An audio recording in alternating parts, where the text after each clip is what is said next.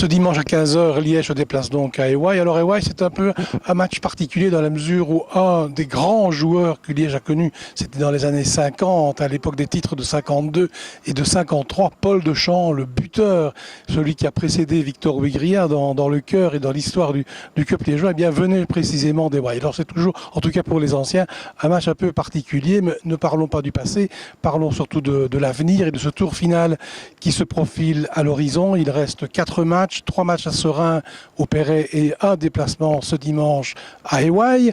Alors le week-end précédent a été bon pour nous, sans jouer, eh bien, finalement on a creusé l'écart sur Givry et Fémonville, et donc ce n'est pas le moment de faire des bêtises comme on dit ce dimanche à Éwaï. On écoute Christophe Quinet. Alors Christophe, bonjour. Ce week-end Liège n'a pas joué, mais c'est lui qui sort vainqueur de ce week-end de repos. Ouais, c'est vrai, finalement sans jouer, on fait une excellente opération. Les équipes derrière n'ont pas pris de points pratiquement, donc, et voilà aussi, ils perdent des points. Donc oui, finalement, c'est vrai que sans jouer, on fait une bonne opération. Ouais.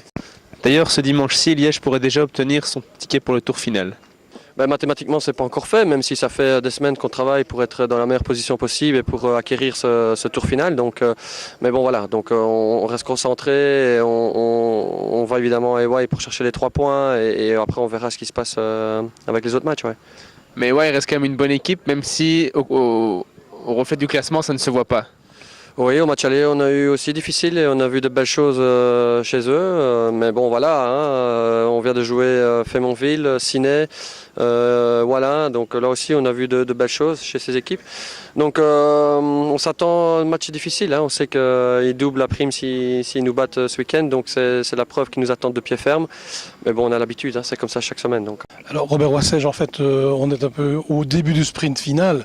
On a tous les ingrédients pour se qualifier pour le tour final avec les résultats du week-end passé. Mais il ne faut pas faire de bêtises dimanche à Éwaï. Non, il ne faut pas emboîter le pas à ceux qui auraient pu nous mettre en difficulté. Je pense à Fémonville, à Givry. Non, nous devons rapidement prendre les 3 à 4 points nécessaires pour nous qualifier utilement pour disputer le tour final.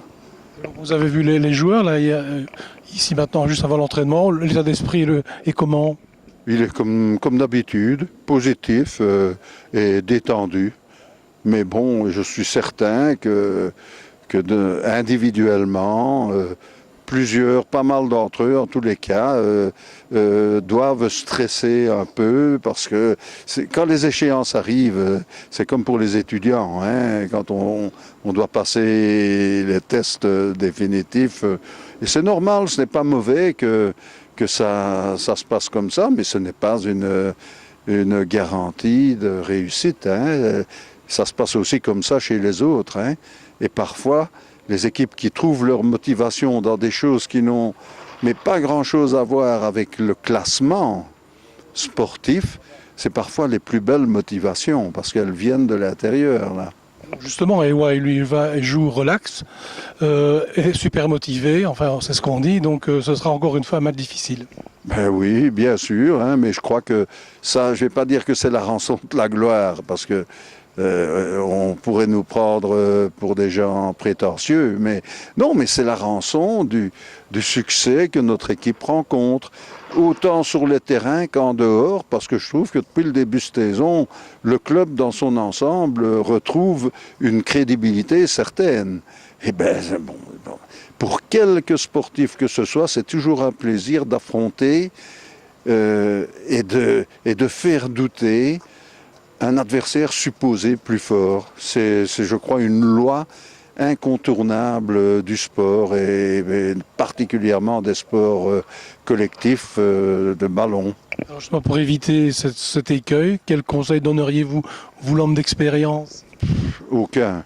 L'entraîneur est la seule personne qui maîtrise pratiquement tous les ingrédients, tous les paramètres qui concerne le niveau de forme de l'équipe, la capacité de réaction et des adversaires. Alors là, non, donner les conseils, c'est tellement facile, mais ça peut parfois tellement énerver les vrais responsables. Or, en l'occurrence, en football, on ne doit même pas utiliser le pluriel. Hein. Le responsable, c'est toujours l'entraîneur. Hein.